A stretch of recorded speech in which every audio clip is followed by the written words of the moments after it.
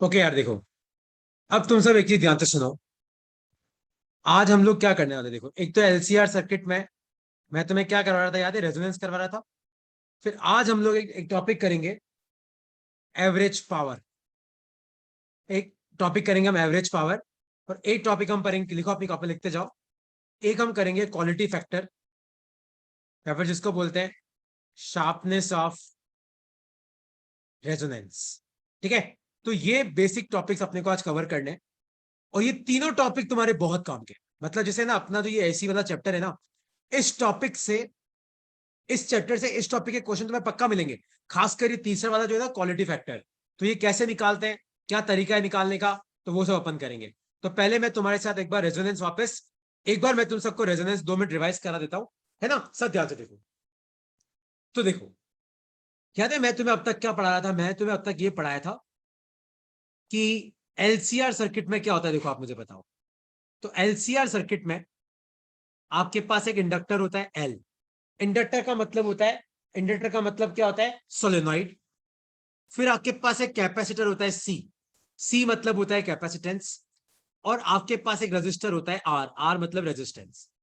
और अपन इसको कनेक्ट करते हैं, किससे कनेक्ट करते हैं? एक एसी वोल्टेज से कनेक्ट करते हैं। एसी वोल्टेज को लिखने का तरीका ये होता है, V equal to V naught sine omega T. याद है? यहां पे मैं तुम्हें सिखाया था, वी नॉट का मतलब होता है वोल्टेज की मैक्सिमम वैल्यू कितनी है। तो यहां से अपन आरएमएस कैसे निकालते हैं? तो वी आरएमएस कितना आ जाता है? V naught upon root two आ जाता है। ओमेगा आपकी एंगुलर फ्रीक्वेंसी है। जो टी के साथ होता है ना, वो ओमेगा होता है। इतना तुम सबको पता है। देखो, अब एक इंडक्टर के कारण जो रेजिस्टेंस होती है ना, उसको बोलते हैं हम इंडक्टिव रिएक्टेंस, जो होता है एक्सएल। एक्सएल का फॉर्मूला क्या होता है? Omega L. एक कैपेसिटर के कारण जो रेजिस्टेंस होती है वो होती है एक्सी। एक्सी का फॉर्मूला क्या होता है? 1/ओमेगा सी। ये होता है कैपेसिटिव रिएक्टेंस। आर मतलब रेजिस्टेंस। तो देखो, इंडक्टर के कारण कितनी रेजिस्टेंस है? इंडक्टर के कारण जो रेजिस्टेंस है वो कितनी है? एक्सएल। कैपेसिटर के कारण एक्सी, रेजिस्टेंस के कारण आर। अब कोई तुम्हें पूछे कि बताओ इन तीनों की टोटल कितनी है, तो तुम गलती से भी ये मत बोल देना कि sir XL plus XC plus R. ये गलत हो जाएगा। इन तीनों की जो कंबाइंड रेजिस्टेंस होती है उसको हम बोलते हैं इंपिडेंस। और इंपिडेंस का फॉर्मूला क्या होता है? Root of R square plus XC minus XL का होल स्क्वायर। ये होता है आपका इंपिडेंस। अगर तुम्हें याद हो तो ये मैं तुम्हें पढ़ा चुका हूं। और फिर ये वाला फॉर्मूला तुम्हें याद रखना है कि आरएमएस करंट कितना फ्लो करेगा। तो आई आरएमएस क्या होता है? V RMS by Z. और एक मैं तुम्हें सिखाया था कॉस फाई। तो कॉस फाई क्या होता है? कॉस फाई होता है आर बाय जेड। ठीक है? ये सब मैं तुम लोगों को सिखा चुका हूं कि इंडक्टिव कब होता है, कैपेसिटिव कब होता है, रेजिस्टिव कब होता है। इसकी रिकॉर्डिंग भी मैं तुम्हें भेज चुका हूं। किसी को इन सब में कोई डाउट है तो तुम मुझसे पूछ सकते हो, नहीं तो मैं आगे बढ़ रहा हूं।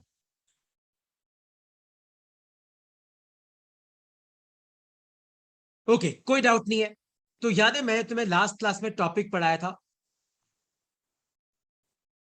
रेजोनेंस। तो रेजोनेंस एक कंडीशन है जब Z की वैल्यू मिनिमम हो जाती है और करंट की वैल्यू मैक्सिमम हो जाती है। याद है? तो Z का फॉर्मूला मैंने तुम्हें क्या सिखाया था? Z याद है? मैंने अभी भी सिखाया, R square plus XC minus XL का होल स्क्वायर। तो रेजोनेंस पे एक्सी किसके बराबर होता है? एक्सएल पे। और रेजोनेंट फ्रीक्वेंसी कितनी आ जाती है? 1/√LC। याद है ये वाली चीज? और मैंने तुम्हें यह भी सिखाया था कि रेजोनेंस पे कॉस फाई की वैल्यू कितनी हो जाती है? 1। क्योंकि रेजोनेंस पे जेड किसके बराबर हो जाता है? आर के बराबर। क्योंकि ये तो जीरो हो गया, तो आर स्क्वायर रूट से बाहर आएगा तो आर बन जाएगा।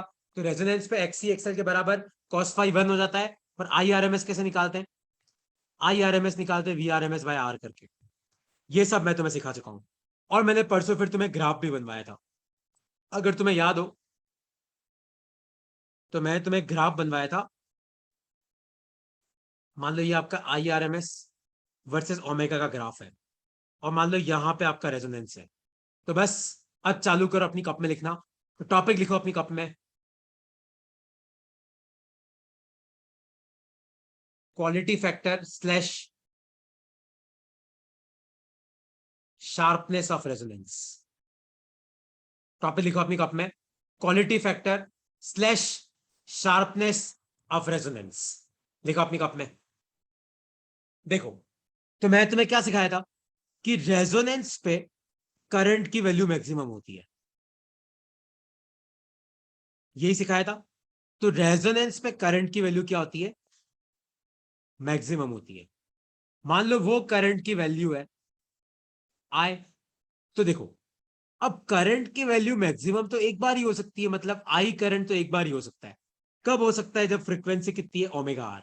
लेकिन मान लो कि रेजोनेंट फ्रीक्वेंसी के थोड़ा सा पहले ओमेगा वन पे आपका जो करंट है मान लो वो है आई अपॉन रूट टू।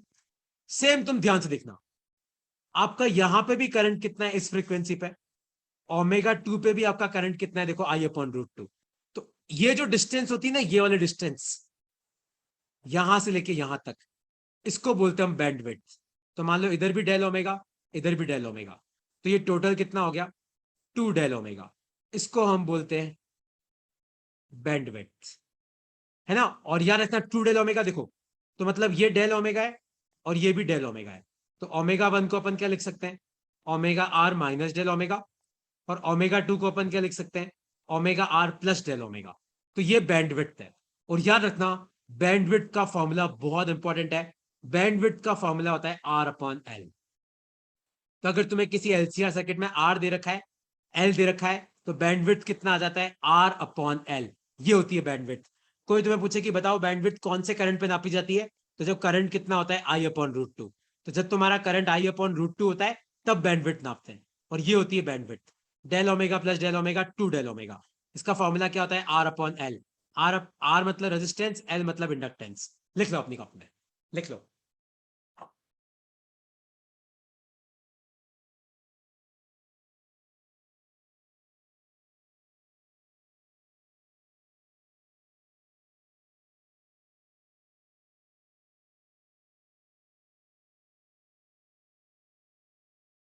ठीक है, तो देखो सबको बैंडविड्थ समझ में आया? बैंडविड्थ डेल ओमेगा नहीं होती है।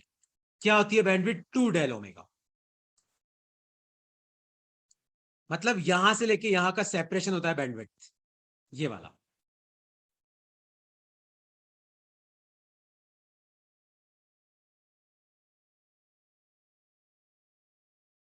ठीक है, अब ध्यान से सुनो। तो क्वालिटी फैक्टर कैसे निकालते हैं? तो क्वालिटी फैक्टर या फिर शार्पनेस ऑफ रेजोनेंस, जिसका फॉर्मूला होता है resonant frequency divided by bandwidth, मतलब omega r upon 2 del omega. तो ध्यान से देखो, जितनी आपकी बैंडविड्थ कम होगी ना, उतना आपका क्वालिटी फैक्टर ज्यादा होगा। तो इनकी वैल्यू पुट करो तो ओमेगा आर क्या होता है? 1/√LC। और बैंडविड्थ मैंने क्या सिखाया? अभी सिखाया देखो, आर बाय एल सिखाया, लेकिन देखो डिनोमिनेटर में तो मैंने उल्टा कर दिया। तो इसको सॉल्व करोगे तो ये आएगा 1/R√L/C। ये आपका क्वालिटी फैक्टर है। लिख लो अपनी कॉपी में।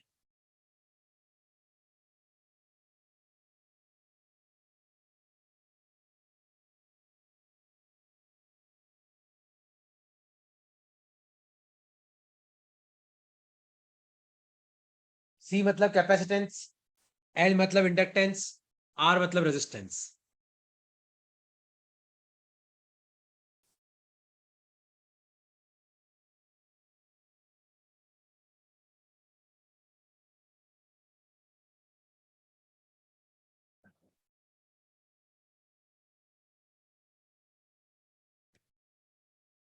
ठीक है, तो एक क्वेश्चन सॉल्व करो तुम लोग सब। ये आपके पास एक एलसीआर सर्किट है। ये एल है 2 हेनरी, ये कैपेसिटर है 8 फैरेड का, ये रेजिस्टेंस है 2 ओम का। और मैंने कनेक्ट कर रखा है इन सबको एक एसी वोल्टेज से। और वोल्टेज आपको दे रखी है 40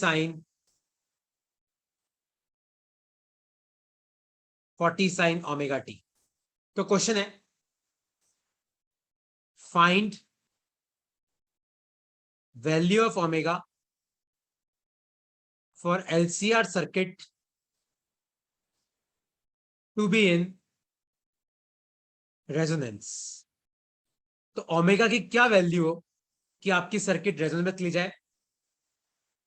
also find quality factor comma bandwidth, और आपको क्वालिटी फैक्टर और बैंडविड्थ भी बताना है। करो, ट्राई करो, क्या आएगा इसका आंसर।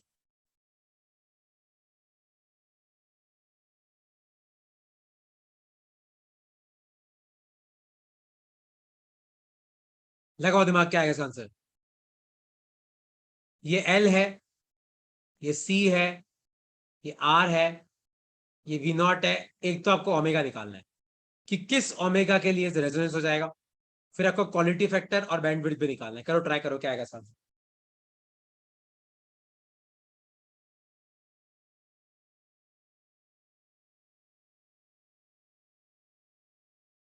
तो रेजोनेंट फ्रीक्वेंसी का फॉर्मूला तो क्या होता है,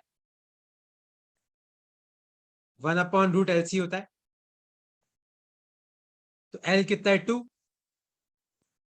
सी कितना है, 8, तो 1/√16 आ गया।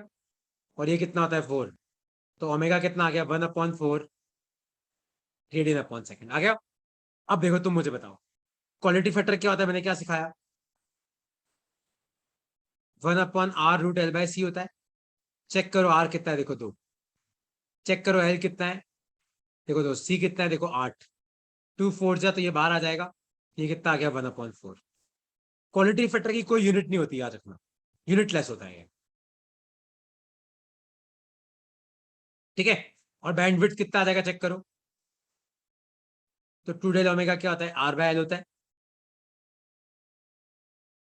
तो आर कितना है, 2, एल कितना है, 2, 2 से 2 गया 1, तो ये आ गया 1 रेडियन। ये आ गया आपकी बैंडविड्थ। कोई भी डाउट है इस क्वेश्चन में तो आप तुम मुझसे पूछ सकते हो। किसी को डाउट है क्वालिटी फैक्टर में, किसी को डाउट है ओमेगा निकालने में, किसी को डाउट है बैंडविड्थ निकालने में, कोई भी डाउट है तो पूछो यार।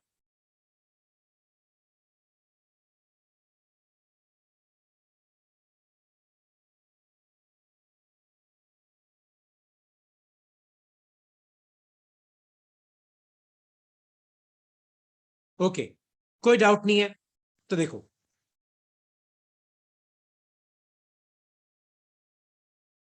एक सेकंड ना, जस्ट गिव मी 1 मिनट।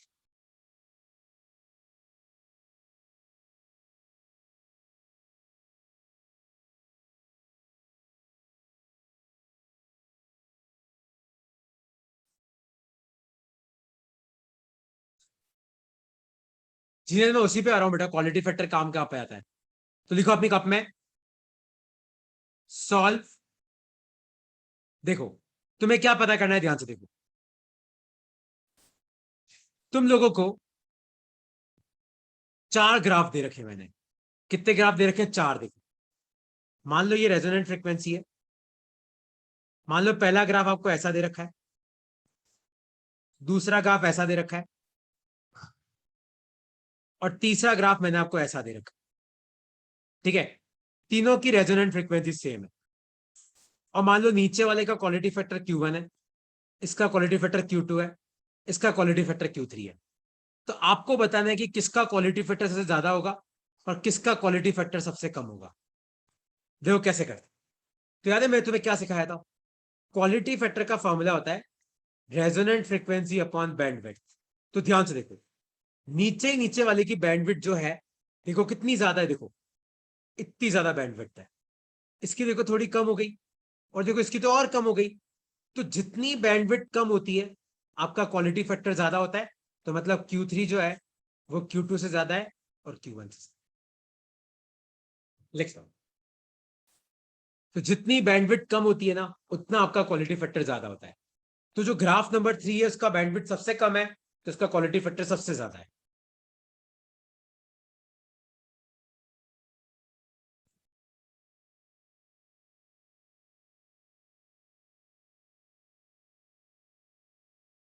लिख लो।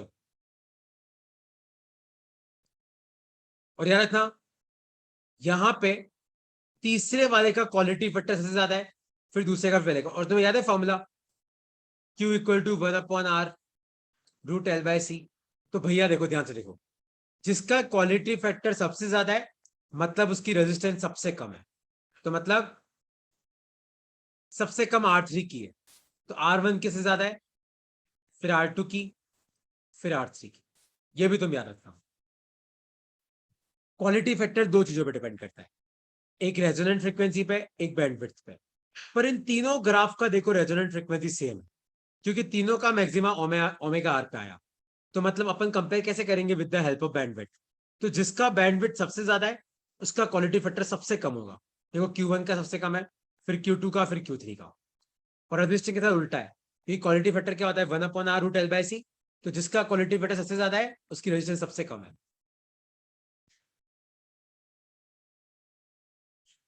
ठीक है, तो देखो अब आगे बढ़ते हैं। नेक्स्ट लिखो अपनी कप में,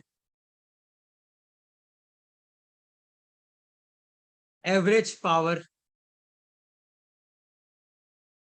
इन एलसीआर सर्किट। तो एक एलसीआर सर्किट में एवरेज कितना पावर खर्च होता है देखो। तो तुम सबको ये वाला फॉर्मूला याद रखना है।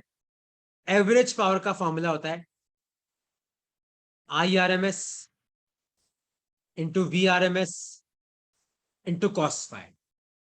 अब देखो VRMS कैसे निकालेंगे? देखो अगर मान लो तुम्हें वोल्टेज दे रखी है V = V0 sin ωt, तो आप मुझे बताओ VRMS क्या आ जाएगा? V0/√2। और या फिर मान लो तुम्हें करंट की इक्वेशन दे रखी है I = I0 sin ωt+φ। तो IRMS क्या आ जाएगा? I0। I0/√2। V0 मतलब वोल्टेज की मैक्सिमम वैल्यू कितनी है, VRMS मतलब रूट मीन स्क्वायर वोल्टेज कितनी है, तो V0/√2। I0 मतलब करंट की मैक्सिमम वैल्यू, IRMS I0/√2। एक तो ये हो गया। कॉस फाई का फॉर्मूला रखना, कॉस फाई होता है R/Z। बहुत इंपॉर्टेंट है ये फॉर्मूला। कॉस फाई क्या होता है? R/Z। ठीक है, देखो अब इस फॉर्मूले का और एक और तरीका लिखने का। याद है मैंने तुम्हें एक फॉर्मूला पढ़ाया था कि VRMS को अपन क्या लिख सकते हैं? IRMS/Z। अगर तुम्हें याद हो तो V = IR, तो VRMS = IRMS/Z। तो इसकी जगह पुट करो, तो एवरेज पावर का एक और फॉर्मूला क्या आ जाएगा? देखो ये हो जाएगा IRMS का square into Z into cos phi. तो मैंने VRMS की जगह ये पुट किया तो IRMS का स्क्वायर हो गया। लेकिन आप मुझे बताओ कॉस फाई क्या होता है? R/Z होता है। तो देखो एक और फॉर्मूला क्या बन सकता है इसका? कॉस फाई की जगह आ जाएगा R/Z। Z से Z गया, तब का फॉर्मूला क्या बना? I²RMS/R। ये आ गया आपका एवरेज पावर का फॉर्मूला।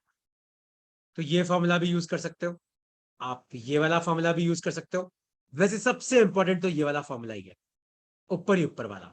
ठीक है, ऊपर ही ऊपर वाले फॉर्मूले को एक तरीका और है लिखने का, वो है ये देखो। VRMS हो जाएगा V0/√2, IRMS हो जाएगा I0/√2, कॉस फाई की जगह कॉस फाई, √2 इंटू √2 2 हो जाएगा। तो ये हो जाएगा V0 I0 cos φ/2। तो ये भी लिख सकते हो। तो अगर तुम्हें मैक्सिमम वैल्यू दे रखी है तो ये यूज करना, RMS दे रखी है तो वो यूज करना। लिख लो अपनी कॉपी में सारे फॉर्मूले,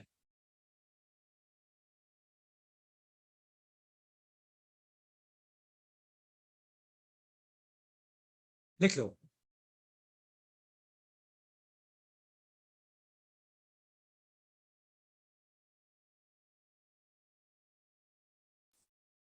लिख लो, cos फाई होता है R/Z। अब तुम बोलोगे सर Z निकालना नहीं आता, जिसको नहीं आता है देखो, Z का फॉर्मूला होता है R² प्लस XC - XL का होल स्क्वायर। अब तुम बोलोगे सर XC नहीं आता, XC होता है 1/ωc। तुम बोलोगे सर XL नहीं आता, XL होता है ωL। ओमेगा मतलब एंगुलर फ्रीक्वेंसी।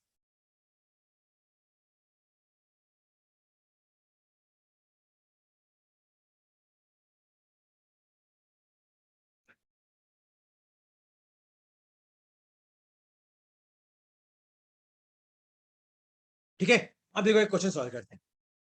तो एक क्वेश्चन मैं सॉल्व करता हूं, ठीक है, अगला तुम लोग ट्राई करिए। एक मेरे को करने दो, ताकि तुम तो सीख भी जाओगे करते कैसे। सॉल्व इफ वोल्टेज दे रखी है आपको 20 sin 2πt, करंट दे रखा है आपको 10 sin 2πt+π/6 या π/3 दे रखा है। ठीक है, तो क्या क्या बताएं देखो, आपको बताना है find V0 I0 VRMS RMS, phi कितना है और एवरेज पावर कितना है। ये सब आपको निकाल के बताना है, और आपको ये भी बताना है जेड कितना है।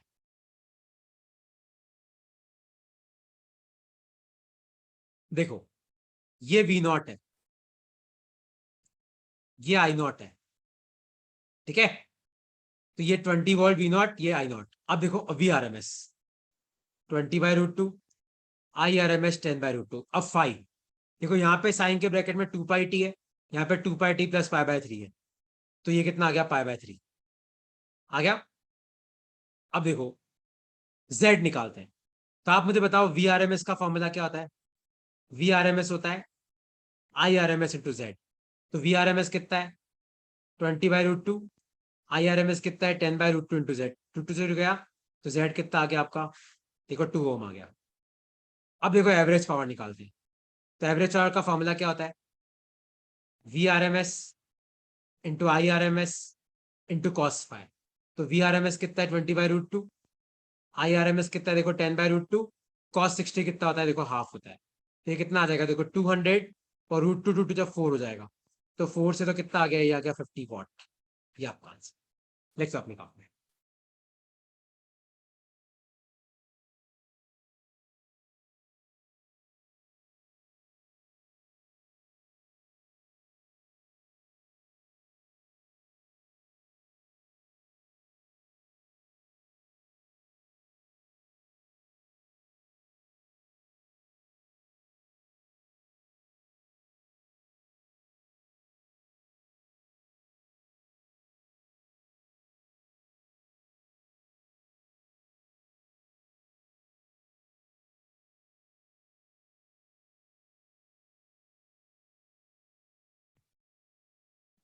लिख लो, कोई डाउट है इसमें तो तुम पूछ सकते हो यार। सर cos phi कैसे निकाला? बस फाइव है ना, 60 कॉस 60 हाफ। Okay sir. ये देख यहाँ पे दे रखा है। लेकिन देख, फाई निकालने के लिए मेघना याद रखना, दोनों तरफ साइन होना जरूरी है, यानी कि एक साइन है, एक कॉस है। अगर एक तरफ कॉस होना तो क्या करना है, उसको साइन में कन्वर्ट कर लियो। जैसे मान ली एक तरफ कॉस थीटा दे रखा है, तो कॉस थीटा क्या होता है, साइन π/2 माइनस थीटा।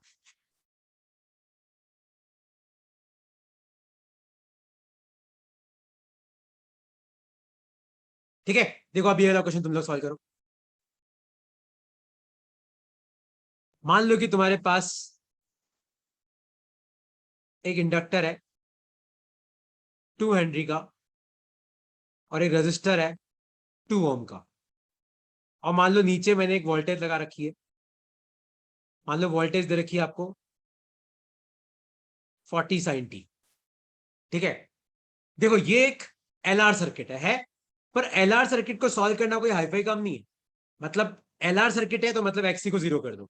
तो आपको क्या क्या बताएं, देखो आप सबको मुझे ये बताना है कि ओमेगा कितना है, फ्रीक्वेंसी कितनी है, एक्सएल कितना है, जेड कितना है, वी नॉट कितना है, वी आर एम एस कितना आएगा, फिर तुम्हें बताना है कि आई आर एम एस कितना आएगा, फिर आप सबको मुझे बताना है कि कॉस फाई कितना होगा, और फाइनली आप सबको बताना है कि एवरेज पावर कितना खर्च होगा। करो, ट्राई करो, क्या आएगा इसका आंसर, लगाओ दिमाग।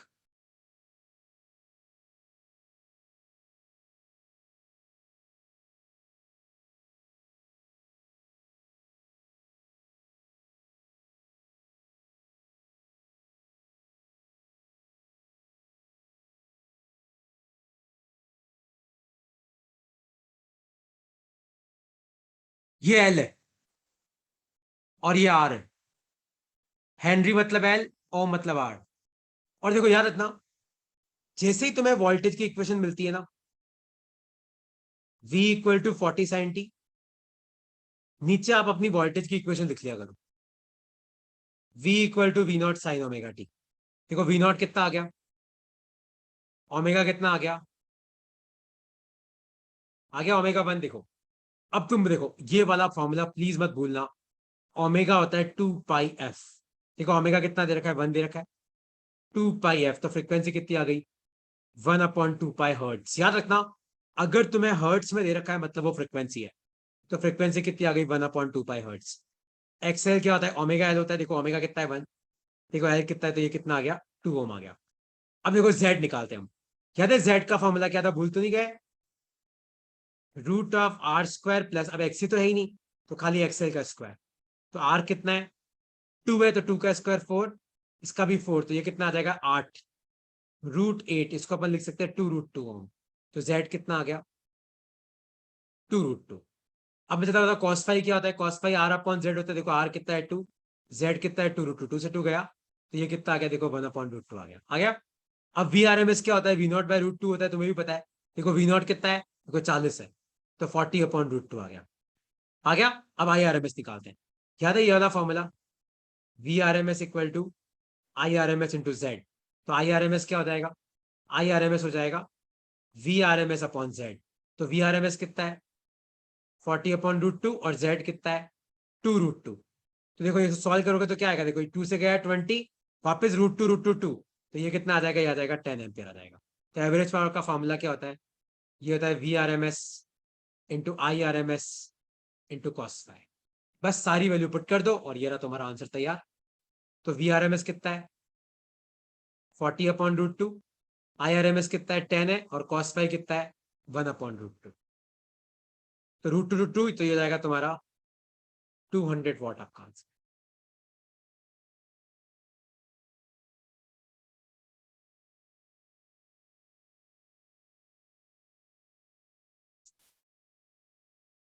लिख लो। कोई डाउट है इसमें तो अब तुम मुझसे पूछ सकते हो कि सर यार यहाँ पे डाउट आ रहा है, यहाँ पे समझ में नहीं आया। कोई भी डाउट है तुम अपने आप को अनम्यूट करके मुझसे पूछ सकते हो यार।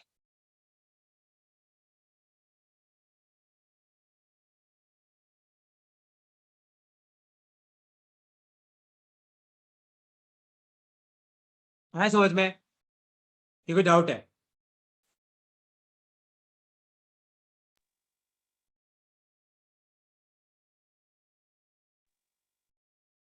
ओके कोई डाउट नहीं है, तो एक क्वेश्चन तुम लोग मुझे करके बताओ।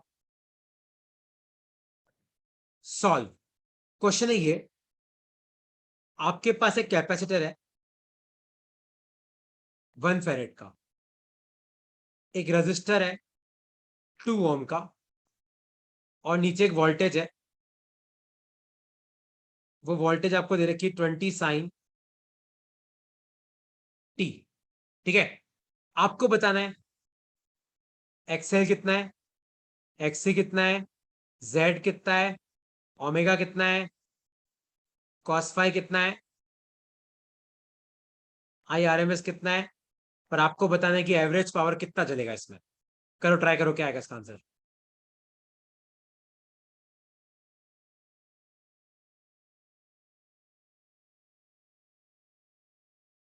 करो ट्राई करो, सब करो।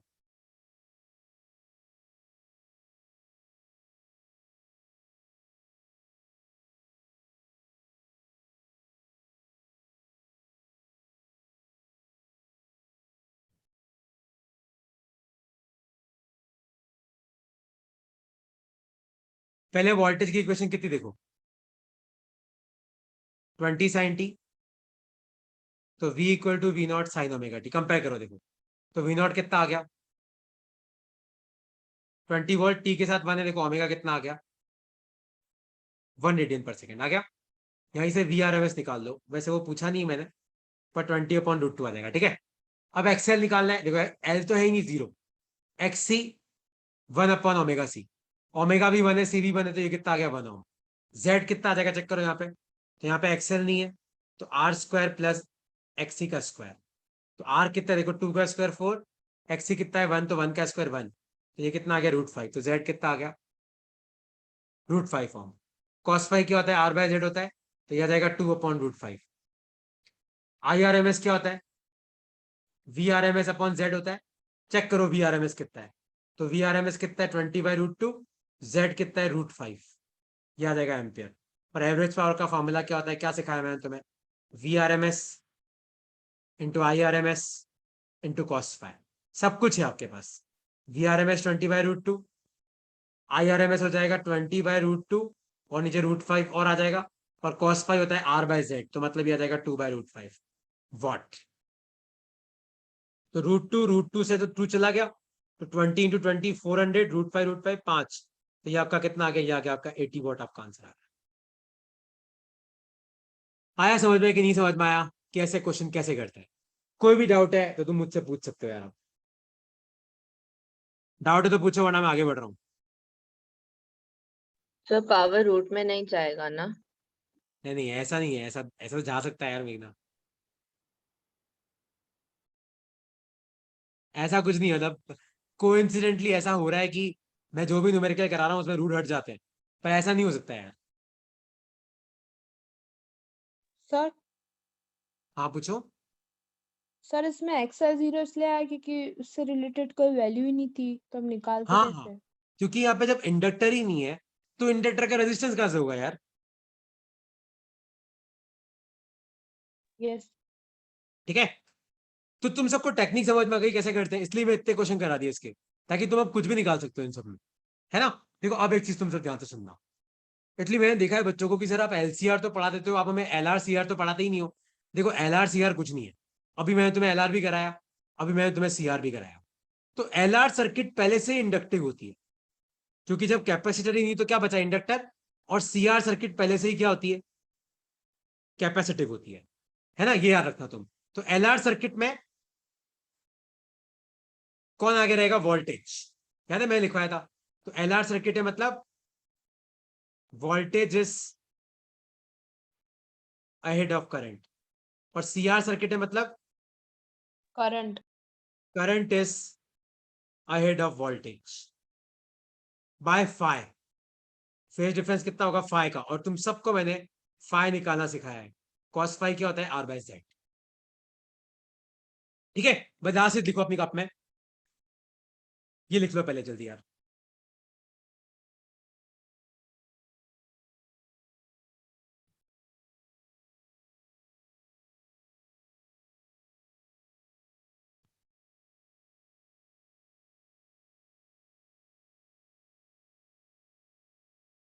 ये आर बाय जेड है, तो मत कर दियो। लास्ट से लिखो अपनी कप में। याद है एवरेज पावर का क्या फॉर्मूला आया था, V R M S into I R M S into cos phi. तो देखो, अगर मान लो प्योर कैपेसिटिव सर्किट है, याद है मैंने तुम्हें प्योर कैपेसिटिव पढ़ाई थी, जिसमें खाली कैपेसिटर था, याद है उसमें फाई कितना आया था, पाई/2। तो अगर प्योर कैपेसिटिव सर्किट है तो उसमें एवरेज पावर कितना होगा, 0। ये कॉस 90 0 होता है। सेम अगर मान लो प्योर इंडक्टिव सर्किट है, याद है मैंने तुम्हें प्योर इंडक्टिव पढ़ाई थी, उसमें भी फाई कितना आया था, पाई/2। तो इसमें भी एवरेज पावर कितना हो जाएगा, 0। अगर मान लो तुम्हारे पास प्योर रेजिस्टिव सर्किट है, याद है प्योर रेजिस्टिव पढ़ाई थी मैंने, उसमें फाई कितना आया था, 0, क्योंकि रेजिस्टर में करंट वोल्टेज साथ साथ चलते हैं। तो उस केस में एवरेज पावर कितना आ जाएगा, V R M S into I R M S. ये कॉस 0 तो बंद हो जाएगा। और फाइनली रेजोनेंस पे क्या हो जाएगा बताओ मुझे। तो रेजोनेंस पे मैंने तुम्हें क्या सिखाया, रेजोनेंस पे कॉस फाई बंद हो जाता है, तो रेजोनेंस पे एवरेज पावर कितना आ जाएगा, V R M S into I R M S. बस लिख लो अपनी कॉपी में, क्योंकि रेजोनेंस पे कॉस फाई कितना हो जाता है, बंद हो जाता है। लिख लो, प्योर कैपेसिटिव सर्किट में एवरेज पावर 0, प्योर इंडक्टिव में भी 0, प्योर रेजिस्टिव में V R M S into I R M S, resonance में भी V R M S into I R M S. ठीक है, तो एक लाइन लिखना अपनी कप में, ये लिख लो पहले अपनी कप में, ये चार्ट बना लो पहले।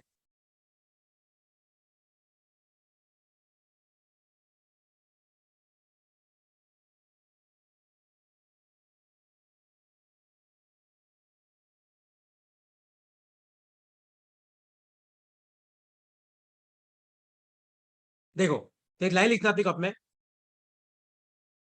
Maximum power is dissipated in LCR circuit at resonance। तो LCR सर्किट में मैक्सिमम पावर कब खर्च होती है, रेजोनेंस पे, क्योंकि रेजोनेंस पे कॉस फाई बंद हो जाता है, तो आपका पावर मैक्सिमम हो जाता है। तो कोई तुम्हें पूछे कि बताओ LCR सर्किट में मैक्सिमम पावर कब खर्च होती है, तो आपको बोलना है रेजोनेंस पे खर्च होती है। और याद रखना, सब लोग ध्यान से सुनो, कॉस फाई को हम लोग बोलते हैं पावर फैक्टर, क्योंकि कॉस फाई बता रहा है कि कितना पावर खर्च होगा।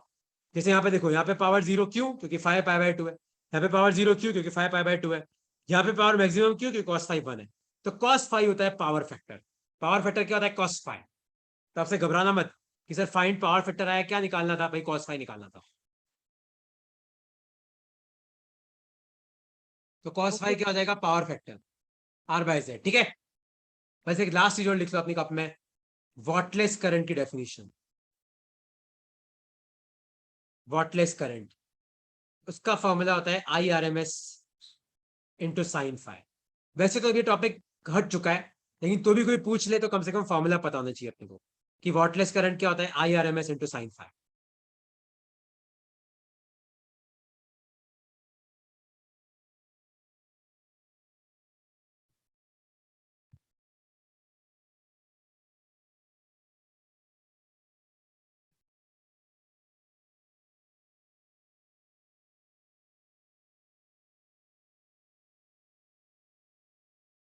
लिख लो ये सब, है ना।